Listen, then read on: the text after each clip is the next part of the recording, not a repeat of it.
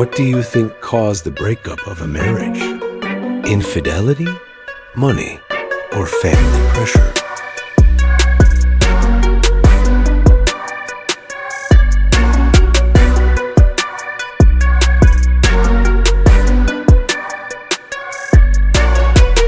Kana once thought she would give up, but just one good friend, one timely word of encouragement, everything changed.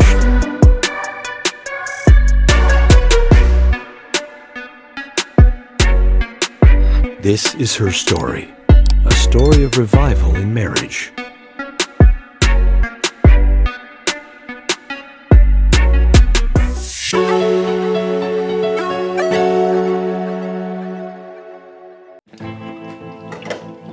Kana never imagined that marriage could become this exhausting. At first, everything seemed perfect. A simple life, full of warmth, laughter, and quiet moments shared between just the two of them. Kana and her husband had only been married a short time, but those first days together felt like a soft dream that neither of them wanted to wake up from. They weren't wealthy. They didn't need to be. It was enough to share a meal, sit side by side after work, and quietly plan for a future they believed would always be this gentle. But life, as it always does, found its way in. It happened quietly. There was no warning. Kana's mother-in-law fell ill. Not a sudden collapse, not a dramatic moment, but a slow, creeping decline that began with fatigue and ended with her unable to care for herself. And with that, everything changed. Kana stepped up without hesitation. That's what a good daughter-in-law does, isn't it? That's what family means. Every day, from morning until night, she worked at her in-laws' house, cleaning, cooking, running errands, checking medications, preparing meals, worrying, always worrying. Her own home began to feel distant. Conversations with her husband became shorter, less tender. The space between them widened in ways that neither wanted to admit. It wasn't anger. It wasn't resentment. It was something quieter, more dangerous. Exhaustion. Silent, invisible exhaustion that builds up like dust. Until one day you look around and realize you don't recognize the life you're living. The evenings they once spent side by side slipped away, replaced by quiet dinners where exhaustion sat heavier than any words between them. Weekends used to mean slow mornings and shared plans. Now they meant chores, responsibilities, obligations she hadn't asked for. Kana carried it all in silence for a long time. She told herself this was temporary, that this was her duty. That love meant patience. But love also means honesty. One night, when sleep wouldn't come and tears pressed hot beneath her eyelids, she found the courage to speak. She told her husband everything: her exhaustion, her loneliness, her fear that this wasn't sustainable. Not for her, not for them. It wasn't blame she gave him, only truth. He listened. He understood. Together, they decided it was time to seek professional care for his mother. A nursing home where she could receive the medical attention Kana wasn't equipped to provide. It wasn't an easy decision. Guilt hung heavy in the room. But love, real love, isn't always about holding on. Sometimes it's about knowing when to ask for help. There was just one problem: money. His salary alone couldn't cover the costs. Kana knew she couldn't let him bear this burden alone. If they wanted to move forward, she would need to find work. Not something temporary, not something small. A steady job with steady pay. And so, without complaint, she started again. Resumes. Interviews, rejections. Until finally, she found something. Not glamorous, not easy, but steady, predictable. A position in urban traffic management. The kind of job people rarely notice unless something goes wrong. Long hours, sometimes harsh weather, little rest, but also structure, routine, a place to be, a purpose to fulfill. And maybe, just maybe, a place to start feeling like herself again.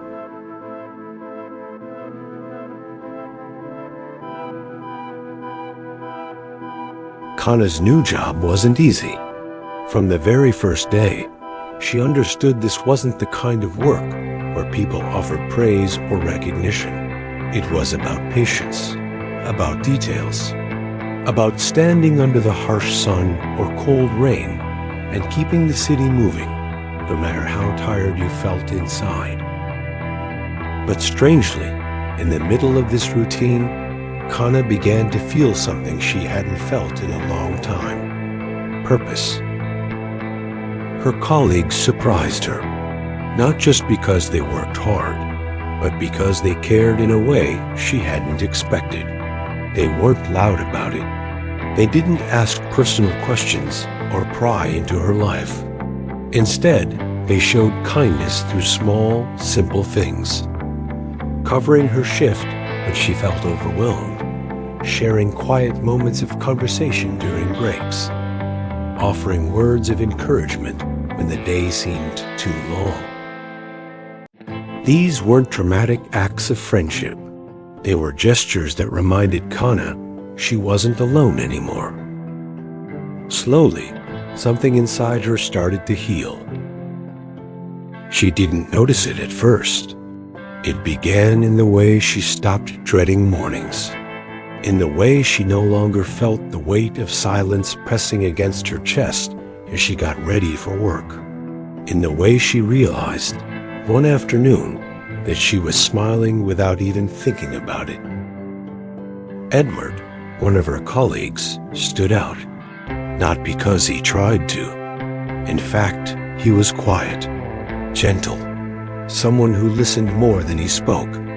But when he did speak, his words stayed with her. Simple advice, observations, small moments of humor that lightened the heavy days. It wasn't about romance. It wasn't about filling any space her husband had left empty.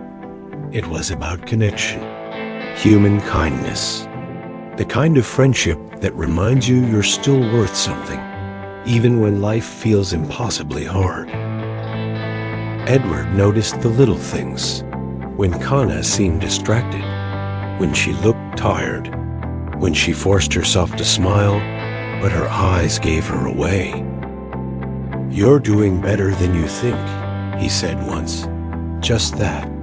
No lecture, no advice she hadn't asked for. Somehow, those words mattered more than she expected. With each passing week, Kana grew stronger. Not physically, though the work demanded that, too, but emotionally. Her heart felt less burdened. Her thoughts grew clearer. She started taking small moments for herself again. A quiet coffee after work, a book before bed, a walk just because the sky was beautiful and she hadn't noticed it in so long.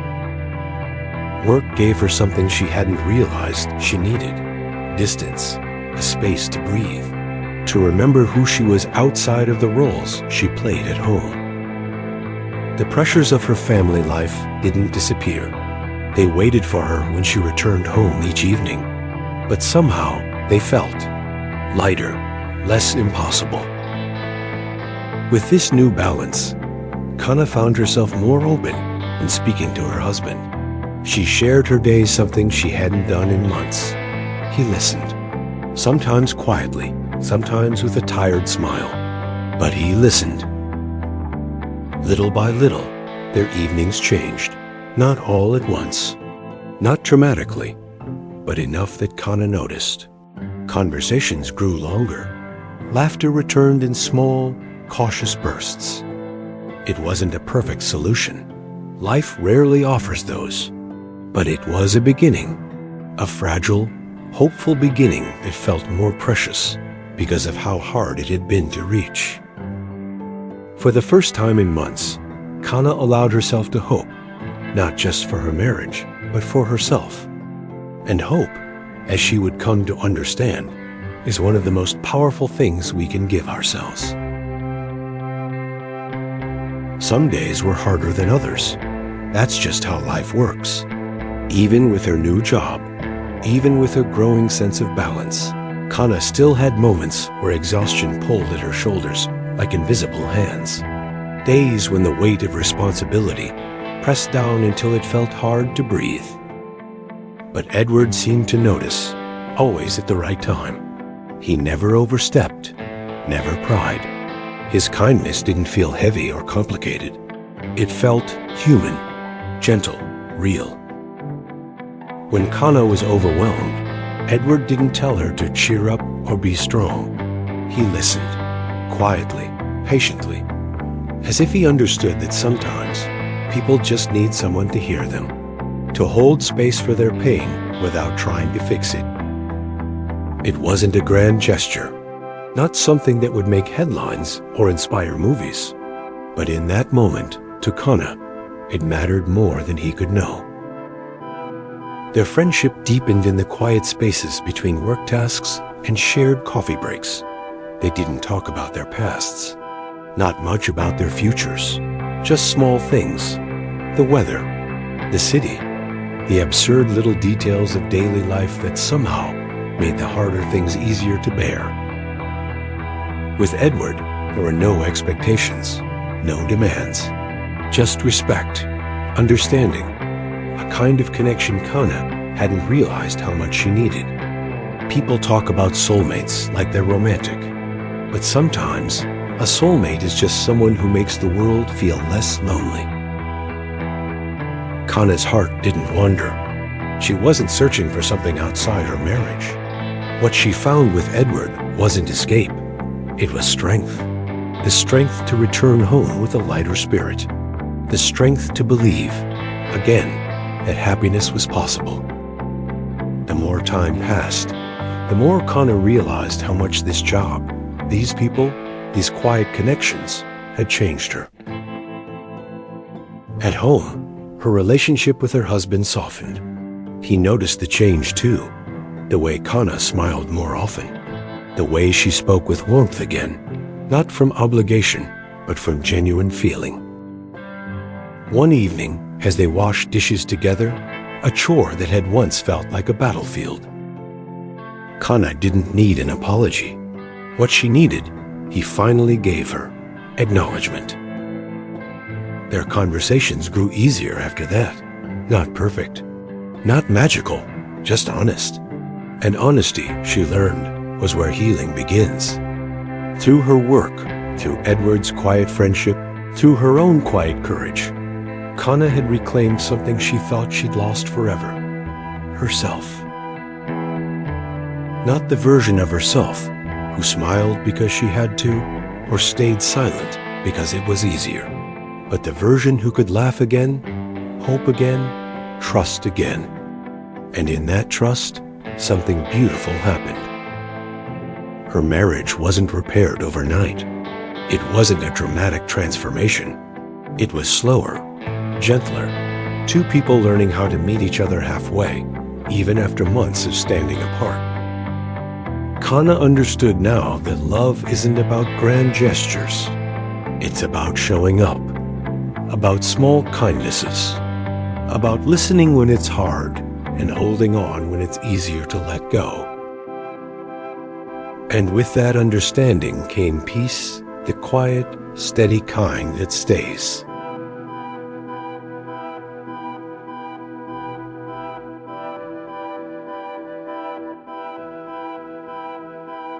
From that point on, life didn't suddenly become perfect for Kana and her husband. There were still long days. There were still worries about money, about family, about the small uncertainties that creep into even the happiest of homes. But something fundamental had shifted.